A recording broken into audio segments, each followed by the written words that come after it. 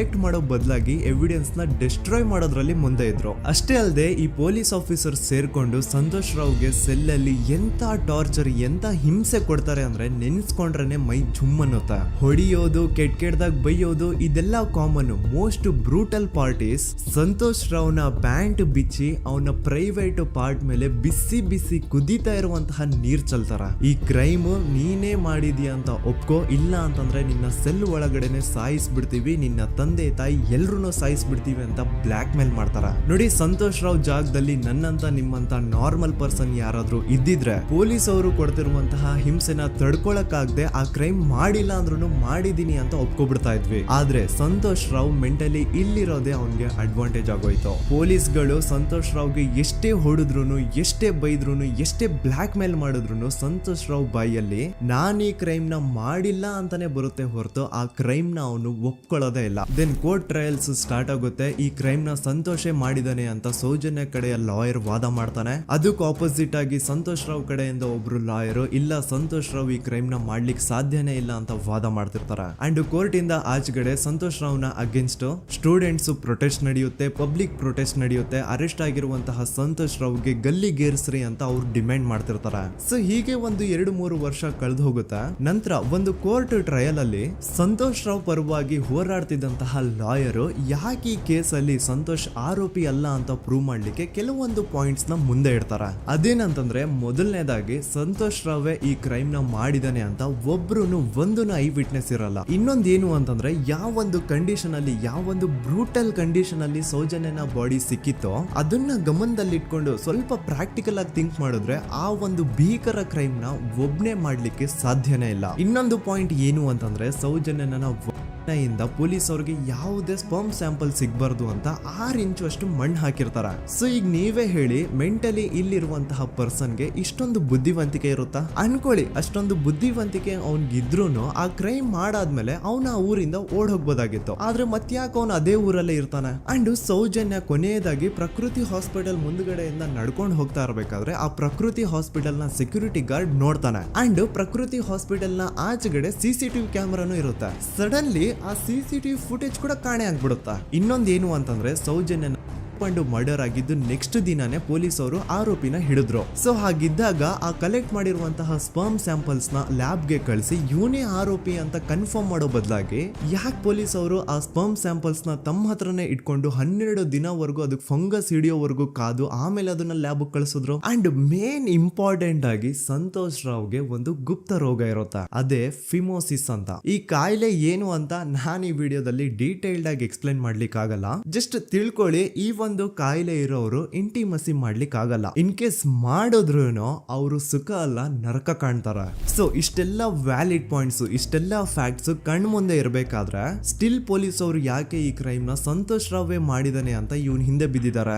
ಯಾಕೆ ಅವರು ಈ ಕ್ರೈಮ್ ಇವನ್ ಬಿಟ್ರೆ ಬೇರೆ ಯಾರಾದ್ರೂ ಮಾಡಿರ್ಬೋದಲ್ಲ ಅಂತ ಆ ಆಂಗಲ್ ಅಲ್ಲಿ ಇನ್ವೆಸ್ಟಿಗೇಷನ್ ಮಾಡ್ತಿಲ್ವಲ್ಲ ಅಂತ ಪೊಲೀಸ್ ಅವರ ಇನ್ವೆಸ್ಟಿಗೇಷನ್ ಮೇಲೆ ಈಗ ಕ್ವಶನ್ ಬರುತ್ತೆ. So after hearing all of this ಎಲ್ಲರಿಗೂ ಈಗ ಪೊಲೀಸ್ ಅವರ ಇನ್ವೆಸ್ಟಿಗೇಷನ್ ಮೇಲೆ ಡೌಟ್ ಬರುತ್ತೆ. ಅಂಡ್ ಈವನ್ ಸೌಜನ್ಯ ಅವ್ರ ಮನೆಯವರು ಕೂಡ ನಿಜವಾದ ಆರೋಪಿ ಸಂತೋಷ್ ಅಲ್ಲ ಅಂತ ತಮ್ಮ ಅಭಿಪ್ರಾಯನ ವ್ಯಕ್ತಪಡಿಸ್ತಾರೆ. ಆಗ ಅಲ್ಲಿವರೆಗೂ ಸಂತೋಷ್ ರಾವ್ನ ಗಲ್ಲಿಗೇರಿಸಿ ಅಂತ ಏನು student protest and public protest ಎಲ್ಲ ನಡೀತಾ ಇತ್ತು, ಈಗ ಅದೆಲ್ಲ ನಿಂತ್ ಹೋಗಿ ಎಲ್ಲಾ ಹೇಟ್ರೇಡ್ ಪೊಲೀಸ್ ಅವ್ರ ಕಡೆಗೆ ಹೋಗುತ್ತೆ. ಪೊಲೀಸ್ ಅವರು ಈ ಕೇಸ್ ಅಲ್ಲಿ ಕರಪ್ಟ್ ಆಗಿದ್ದಾರೆ, ಪೊಲೀಸ್ ಅವರೇ ಸತ್ಯ ಮುಚ್ಚಿಡ್ಲಿಕ್ಕೆ ಟ್ರೈ ಮಾಡ್ತಿದ್ದಾರೆ. ಹಾಗಾಗಿ ಈ ಕೇಸ್ ನ ಇನ್ ಮುಂದೆ ಪೊಲೀಸ್ ಅವರಲ್ಲದೆ CBI ಅವರು ಇನ್ವೆಸ್ಟಿಗೇಷನ್ ಮಾಡಬೇಕು, ಈ ಕೇಸ್ ನ CBI ಒಪ್ಸಿ ಅಂತ ಅಗೇನ್ ಪ್ರೊಟೆಸ್ಟ್ ಗಳು ಸ್ಟಾರ್ಟ್ ಆಗ್ತವೆ. ಸೊ ಧರ್ಮಸ್ಥಳದಲ್ಲಿ ಇಷ್ಟೊಂದು ಹೋರಾಟಗಳಾಗ್ತಿದಾವೆ, ಒಬ್ಳು ಹುಡುಗಿ ಜೊತೆ ಇಷ್ಟೊಂದು ಅನ್ಯಾಯ ಆಗಿದೆ, ಆದ್ರೂ ಸಹ ಧರ್ಮಾಧಿಕಾರಿ ಏನು ಮಾತೇ ಆಡ್ತಿಲ್ವಲ್ಲ ಈ ಹುಡುಗಿ ಬಗ್ಗೆ ಅಂತ ಜನರು ಪ್ರಶ್ನೆ ಮಾಡಿದಾಗ ಆಗ ಧರ್ಮಾಧಿಕಾರಿನೂ ಜನರು ಮುಂದೆ ಬಂದ್ಬಿಟ್ಟು ಈ ಕೇಸ್ ನ CBI ಒಪ್ಸಿ ಅಂತ ಹೋರಾಟ ಮಾಡ್ತಾರ. ನಂತರ ಈ ಒಂದು ಕೇಸು ಪೊಲೀಸ್ ಅವರಿಂದ CBI ಕೈಗೆ ಹೋಗುತ್ತೆ. CBI ಕೈಗೆ ಹೋಗಿದ ತಕ್ಷಣ ಇಲ್ಲೇನು ಸತ್ಯ ಹೊರಗೆ ಬಂದಿಲ್ಲ. ಆ CBI ಅವರು 3-4 ವರ್ಷ ಟೈಮ್ ತಗೊಂಡು ಮತ್ತೆ ಈ ಒಂದು ಕೇಸ್ ನ ರೀಇನ್ವೆಸ್ಟಿಗೇಷನ್ ಇನ್ವೆಸ್ಟಿಗೇಷನ್ ಮಾಡ್ತಾರೆ. ಆದ್ರೆ ಅಲ್ಲೇನು ಇನ್ವೆಸ್ಟಿಗೇಷನ್ ಮಾಡ್ಲಿಕ್ಕೆ ಉಳ್ದೇ ಇರಲ್ಲ. ಆ ಪೊಲೀಸ್ ಅವರು ಅವ್ರ ಕೈಯಲ್ಲಿ ಈ ಕೇಸು ಇದ್ದಷ್ಟು ದಿನ ಎಷ್ಟಾಗುತ್ತೋ ಅಷ್ಟು ಎವಿಡೆನ್ಸ್ ನ ಡೆಸ್ಟ್ರಾಯ್ ಮಾಡ್ಬಿಟ್ಟಿರ್ತಾರ. ಸೊ ಹಾಗಾಗಿ ಅಲ್ಲಿ CBI ಅವ್ರಿಗೆ ಇನ್ವೆಸ್ಟಿಗೇಷನ್ ಮಾಡ್ಲಿಕ್ಕೆ ಏನ್ ಉಳ್ದೇ ಇರಲ್ಲ. ಆದ್ರೂ ಸ್ಟಿಲ್ ಅವರು 3-4 ಇಯರ್ಸ್ ಟೈಮ್ ತಗೊಂಡು ನಂತರ ಫೈನಲಿ ಒಂದು ರಿಪೋರ್ಟ್ ನ ಕೋರ್ಟ್ ಗೆ ಸಬ್ಮಿಟ್ ಮಾಡ್ತಾರೆ. ಅಂಡ್ CBI ಅವರು ಕೋರ್ಟ್ ಗೆ ಸಬ್ಮಿಟ್ ಮಾಡಿರುವಂತಹ ಆ ಒಂದು ರಿಪೋರ್ಟ್ ಅಲ್ಲಿ ಏನಿತ್ತು ಅಂದ್ರೆ CBI ಇನ್ವೆಸ್ಟಿಗೇಷನ್ ಕನ್ಫರ್ಮ್ಸ್ ದಟ್ ಈ ಒಂದು ಕ್ರೈಮ್ ನ ಸಂತೋಷ್ ರಾವ್ ಮಾಡಿದಾನೆ ಅಂತ. ಆದ್ರೆ ಐರೋನಿ ಈಸ್ ಇದೇ ಒಂದು ರಿಪೋರ್ಟ್ ಅಲ್ಲಿ ಇವ್ರು ಏನ್ ಹೇಳ್ತಾರೆ ಅಂದ್ರೆ ಅವ್ರಿಗೆ ಯಾವುದೇ ತರ ಎವಿಡೆನ್ಸ್ ಸಿಕ್ಕಿಲ್ಲ ಅಂತ. ಯಾಕಂದ್ರೆ ಈ ಸೌಜನ್ಯ ಕೇಸು ಪೊಲೀಸ್ ಅವ್ರ ಕೈಯಲ್ಲಿ ಇದ್ದಾಗ ಪೊಲೀಸ್ ಅವರು ತಮ್ಮ ನಿರ್ಲಕ್ಷ್ಯದಿಂದ ಎಲ್ಲಾ ಎವಿಡೆನ್ಸ್ ನ ಕಳ್ಕೊಂಡ್ಬಿಟ್ಟಿರ್ತಾರೆ. ಅಂತದ್ರಲ್ಲಿ ಯಾವ ಒಂದು ಆಧಾರದ ಮೇಲೆ ಇವರು ಸಂತೋಷ್ ರಾವ್ ಈ ಕ್ರೈಮ್ ನ ಮಾಡಿದ್ದಾರೆ ಅಂತ ಕ್ವಶನ್ ಮಾಡಿದಾಗ CBI ಅವ್ರ ಕಡೆಯಿಂದ ನೋ ಆನ್ಸರ್. ನೋಡಿ, ಮೊದ್ಲು ಈ ಒಂದು ಕೇಸ್ ನ ಪೊಲೀಸ್ ಅವರು ಇನ್ವೆಸ್ಟಿಗೇಷನ್ ಮಾಡಿ ನಂತರ ಈ ಒಂದು ಕೇಸು CBI ಅವ್ರ ಕೈಗೆ ಹೋಗಿ ಅವರು 3-4 ವರ್ಷ ಟೈಮ್ ತಗೊಂಡು ಇನ್ವೆಸ್ಟಿಗೇಷನ್ ಮಾಡಿ ದೆನ್ ಫೈನಲ್ ರಿಪೋರ್ಟ್ ನ ಕೋರ್ಟ್ ಗೆ ಸಬ್ಮಿಟ್ ಮಾಡೋಷ್ಟ್ರಲ್ಲಿ ಸುಮಾರು 5-6 ವರ್ಷ ಕಳೆದು ಹೋಗಿರುತ್ತೆ. ಅಂಡ್ ಸ್ಟಿಲ್ ಈ ಒಂದು ಕೇಸಲ್ಲಿ ಏನೂ ಕನ್ಕ್ಲೂಷನ್ ಸಿಕ್ಕಿರಲ್ಲ. ಎವ್ರಿ ಇಯರ್ ಸೌಜನ್ಯನ ಬರ್ತ್ಡೇ ಇದ್ದಾಗ ಅಥವಾ ತಿಥಿ ಇದ್ದಾಗ ಅವಳನ್ನ ನೆನೆಸ್ಕೊಂಡು ಅವಳ ಹೆಸರಲ್ಲಿ public protest and student protest ನಡೀತಾನೆ ಇರ್ತವೆ. ಸೊ ಒಂದು ದಿನ ಈ ಒಂದು ಪ್ರೊಟೆಸ್ಟ್ ಗಳ ನ್ಯೂಸ್ ಗಿರೀಶ್ ಮುಟ್ಟಣ್ಣನವರ ಗಮನಕ್ಕೆ ಬರುತ್ತೆ. ಯಾರು ಈ ಗಿರೀಶ್ ಮುಟ್ಟಣ್ಣನವರ ಅಂದ್ರೆ ಇವರು very honest X police man. ನೀವು ನಂಬಲ್ಲ, ಇವ್ರು ಪೊಲೀಸ್ ಆಫೀಸರ್ ಇದ್ದಾಗ ಪಬ್ಲಿಕ್ ಅಲ್ಲಿ ಒಬ್ಬ MLA ಹೊಡೆದಿರ್ತಾರ. ಅಷ್ಟೇ ಅಲ್ಲ, ಪೊಲೀಸ್ ಡಿಪಾರ್ಟ್ಮೆಂಟ್ ಅಲ್ಲಿ ಕರಪ್ಷನ್ ಇದೆ, ಕರಪ್ಷನ್ ಇದ್ದಿದ್ ಕಡೆ ನಾನ್ ಇರಲ್ಲ ಅಂತ ಹೇಳ್ಬಿಟ್ಟು ತಮ್ಮ ಪೊಲೀಸ್ ಡ್ಯೂಟಿನ ಬಿಟ್ಬಿಟ್ಟು ಈಗ ಸಮಾಜದಲ್ಲಿ ಏನೇ ಅನ್ಯಾಯ ಆಗಿದ್ರು ಅದ್ರ ಅಗೇನ್ಸ್ಟ್ ವಾಯ್ಸ್ ರೈಸ್ ಮಾಡ್ತಿದಾರೆ. ಸೊ ಈ ಗಿರೀಶ್ ಮುಟ್ಟಣ್ಣನವರಿಗೆ ಸೌಜನ್ಯ ಕೇಸ್ ಬಗ್ಗೆ ಗೊತ್ತಾದಾಗ ಅವ್ರಿಗೆ ಈ ಕೇಸು ತುಂಬಾನೇ ಕಾಡುತ್ತೆ.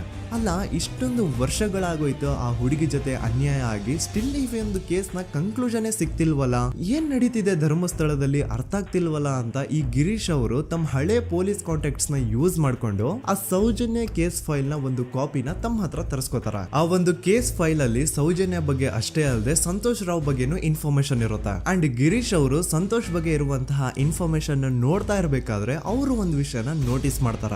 ಅದೇನಂತಂದ್ರೆ ಪೊಲೀಸ್ ಅವರು ಸಂತೋಷ್ ರಾವ್ನ ಬರೀ ಸೌಜನ್ಯ ಕೇಸಲ್ಲಿ ಒಂದೇ ಫಿಟ್ ಮಾಡಿರಲ್ಲ, ಸೌಜನ್ಯ ಸಾಯೋಕ್ಕಿಂತ 20 ದಿನ ಹಿಂದೆ ಧರ್ಮಸ್ಥಳದಲ್ಲೇ ನಡೆದಿರುವಂತಹ ಒಂದು ಕ್ರೈಮ್ ಅಲ್ಲಿನೂ ಸಹ ಸಂತೋಷ್ ರಾವೇ ಆರೋಪಿ ಅಂತ ಮೆನ್ಷನ್ ಮಾಡಿರ್ತಾರ.